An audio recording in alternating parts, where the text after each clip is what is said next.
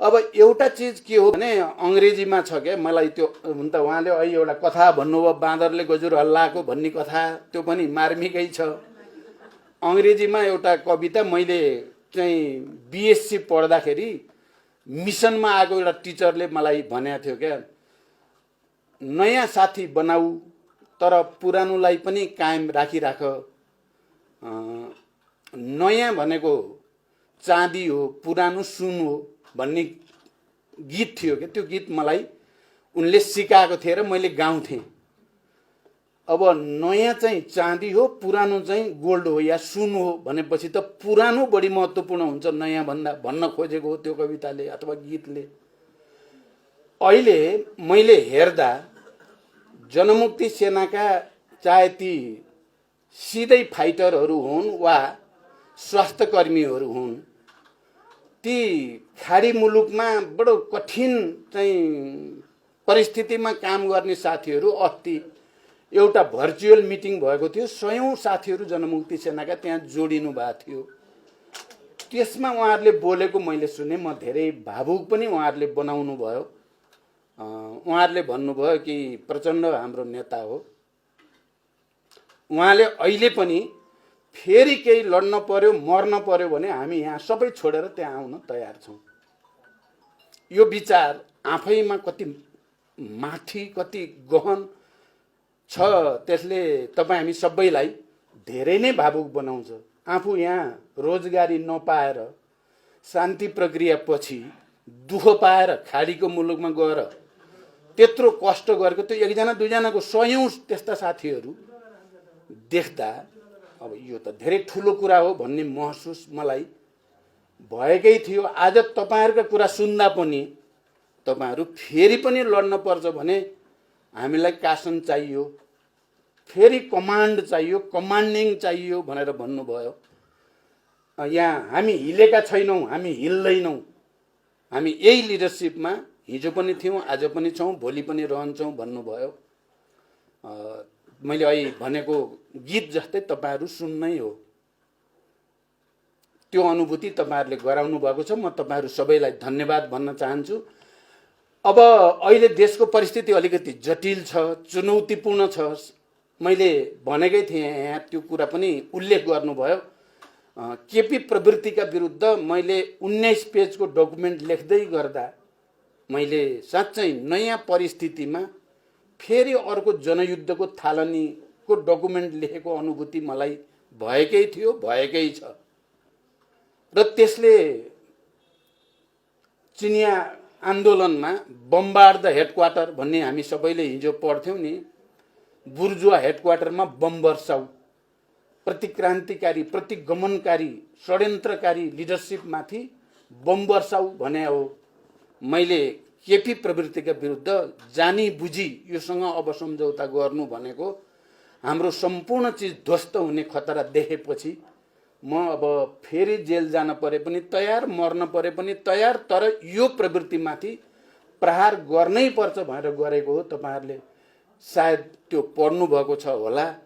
त्यो अहिले युद्ध भएर हिंसामा जाने कुरा त त्यहाँ मैले गरेको पनि होइन, अहिले नै त्यो परिस्थिति पनि होइन। तर जसरी युद्ध भनेको हिंसा सहितको राजनीति हो, हामीले गरेको त राजनीति थियो नि त्यो युद्धमा पनि।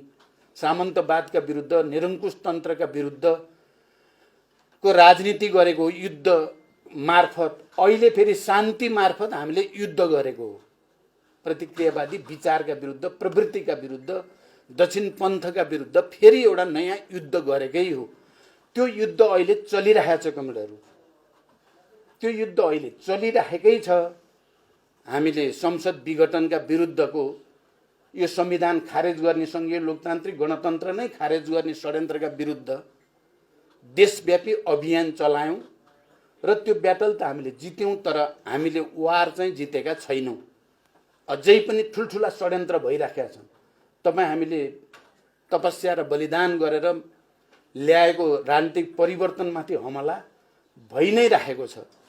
त्यसकारण हामी सबै सजग भएर फेरि एकचोटि आफ्नै खुट्टामा उभिने, हामीले अलि योसँग मिले होला कि त्योसँग मिले होला कि यो गरे होला कि त्यो गरे होला कि भनेर धेरै गरियो।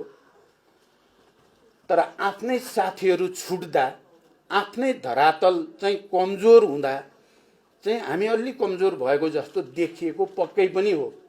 अहिले फेरि हामी आफ्नो धरतीसँग जोडिने, आफ्नै खुट्टामा उभिने, आफ्नै पुराना साथीहरूलाई एकता सबै क्रान्तिकारीहरूमाथि नै भर पर्ने, क्रान्तिकारी विचार र क्रान्तिकारी साथीहरूमाथि नै भर परेर मात्रै यो लडाईँ जित्छौँ भन्ने विश्वासले नै मैले नयाँ जनयुद्ध सुरु गरेको पनि हो।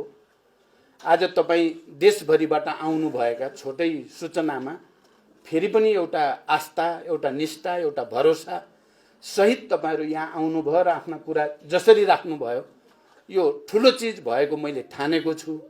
र हामी जस्तो बैठक अब गर्दैछौँ, भेला गर्दैछौँ र देशव्यापी फेरि जनतासँग जोडिने, फेरि देशव्यापी अभियान चलाउनेतिर मैले सोचिराखेको छु। म काठमाडौँ भन्दा अभियानमा बढी बस्ने विचार छ। फेरि 2-4 वर्ष जनताको बीचमा गएर, किनभने प्रतिक्रियावादी देशभित्र र बाहिरकाले निकै ठुलो षड्यन्त्र हाम्रो राष्ट्रका विरुद्ध, हाम्रो आन्दोलनका विरुद्ध, हाम्रा उपलब्धि परिवर्तन र उपलब्धिमाथि धावा बोल्ने कोसिस गरेका छन्। त्यसलाई परास्त गर्नु छ। मलाई विश्वास छ हामीले परास्त गरिन्छ। हामीले आफ्नै धरतीमा टेकेर मात्रै परास्त गर्न सकिन्छ। हामी आफ्नै शक्तिमा भर परेर मात्रै परास्त गर्न सकिन्छ। हामी देशका सबै सहर बजारका टोल टोल, गल्ली गल्ली र गाउँ घर, पाखा पखेरा सबैतिर मजदुर, किसान, जसरी हिजो हामीले दलित, महिला, मुस्लिम, आदिवासी जनजाति, मधेसी सबै वर्ग तह तबकाका जनतालाई अधिकार सम्पन्न गराउने लडाईँ लड्यौँ र हामीले जित्यौँ। हामी फेरि एकचोटि अभियान चलायौँ भने अहिले युद्ध गर्नुपर्ने स्थिति छैन। अहिले शान्तिपूर्ण ढङ्गले नै हामी आफ्नो खुट्टामा उभिएर जनतासँग जोडिने अभियान चलायौँ भने प्रतिक्रियावादीहरू परास्त हुन्छन्, हामी जित्छौँ र हामीले जित्नै पर्छ। यस बीचमा हाम्रो ध्यान अलिक कम तपाईहरुप्रति गएको साँचो हो। फेरि म ढाँट्न पनि सक्दिनँ, जान्न पनि जान्दिनँ। अलिक कम ध्यान, मैले भने नि नयाँ मान्छे खोज्छौँ भन्दा पुराना साथीहरू जसले हामीलाई यो ठाउँसम्म ल्याउन मुख्य योगदान गरेका हुन्, ती साथीहरू अलिकति छुटेको चाहिँ पक्कै पनि हो। अब चाहिँ त्यसलाई फेरि एकचोटि उल्ट्याएर सच्याउने प्रतिबद्धता मैले आफैले गरेको छु। अहिले तपाईहरुको अगाडि उभिएर मात्रै भनेको होइन, मैले पार्टी कमिटीमा जेबार ठाउँमा यो कुरा भनिराखेको छु। एकचोटि फेरि कोर्स करेक्सन गरेर प्रतिक्रियावाद र अवसरवादका विरुद्ध लड्न अगाडि बढ्नु पर्छ भन्ने संकल्प मैले लिएको छु। यद्यपि जनयुद्ध सुरु गर्ने बेलामा म 42-43 वर्षको थिएँ, अब अहिले 66-67 वर्षको भएँ। उमेरले कति दिन्छ भनेर पनि कतिपयले भन्छन्, ल अब उमेर भएका त छोड्दिन पर्छ भन्छन्। म छोड्नेवाला छैन। माओ सेतुङले 72 वर्षमा सांस्कृतिक क्रान्ति गरेका थिए। म एकचोटि फेरि क्रान्तिमा अगाडि जानेमा छु। तपाईहरु यो कुरामा चाहिँ विश्वस्त रहनु होला। म छोड्नेवाला चाहिँ छैन, म लड्नेवाला नै छु। मैले लडेँ, अहिले पनि एउटा ब्याटल त लडेँ मैले अहिले, र त्यो ब्याटल हामीले जित्यौँ पनि, र अरु 2-4 वटा ब्याटल जित्न बाँकी छ र हामीले जित्नै पर्छ।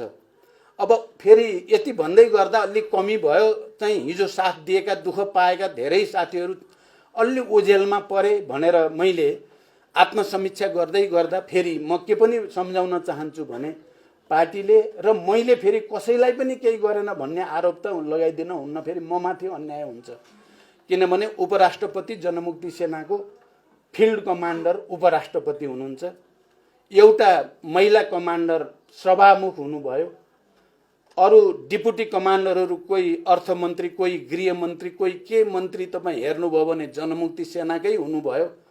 अहिले यहाँ बोल्दै गर्दा उहाँले भन्नुभयो म संसद सचिवालयमा काम गर्दैछु भनेर, यही चाहिँ रिपोर्ट राख्ने कमरेडले पनि भन्नुभयो, अर्कोले नि भन्नुभयो मैले लोकसेवा पास गरेर म त यहाँ काम गर्दैछु पनि भन्नुभयो। त्यसकारण पार्टीले ध्यानै नदिएको र अरूतिर मात्रै लागेको भन्न त मिल्दैन फेरि। तर जति ध्यान दिनुपर्ने संस्थागत ढङ्गले आम रूपमा त्यो चाहिँ नपुगेको साँचो कुरा हो। कमरेडहरू, अब